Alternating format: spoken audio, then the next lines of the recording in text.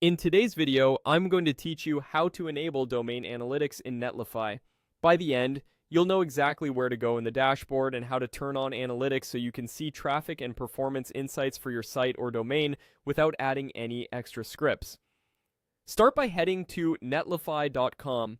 Once you're in your Netlify dashboard, look to the left-hand sidebar and find the section labeled Projects. This is where Netlify organizes your sites. Click Projects to view the list.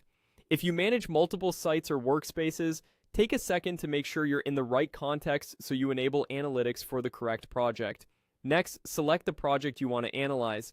Click into it to open the project overview. From here, you'll see several management options. Find the area called Logs and Metrics. This section brings together traffic data, performance details, and other signals that help you understand how your site is behaving in the real world. Click Logs and Metrics to continue.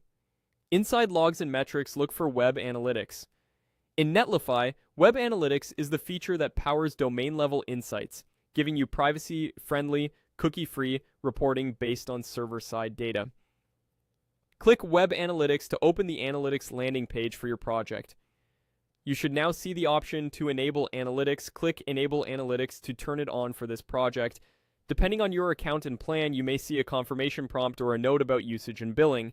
If you don't have permission to enable it, check with your team admin or verify that analytics is included in your plan.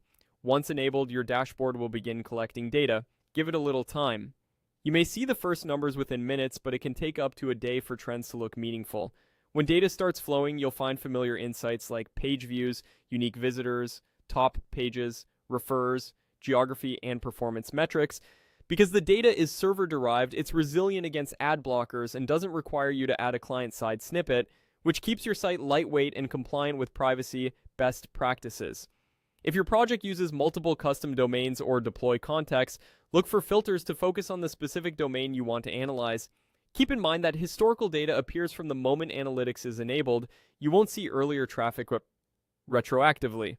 That's it. You went to Netlify, opened projects, selected your project, navigated to Logs and Metrics, chose Web Analytics, and clicked Enable Analytics. Let your data build, then come back to explore trends and make smarter decisions about content, performance, and growth.